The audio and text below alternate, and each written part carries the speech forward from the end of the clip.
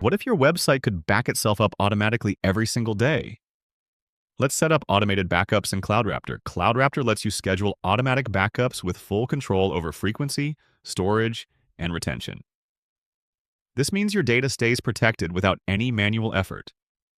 Go to the Backup and Restore tab, and under Automatic Backups, click Set Schedule.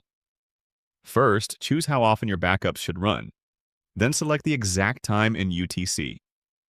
CloudRaptor also shows your local time, so there's no confusion.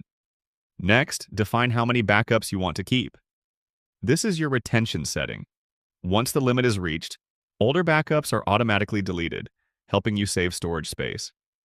Now choose where your backups will be stored, either locally or on a remote destination like S3 or Google Drive. Then select your backup mode. Smart Mode creates a full backup weekly and incremental backups daily, giving you the best balance of speed and storage efficiency. Finally, choose what to include in your backups. Select Database for all your data and optionally include application files like themes, uploads, and plugins. Click Create Schedule to activate automated backups, and if needed, you can disable it anytime with a simple toggle.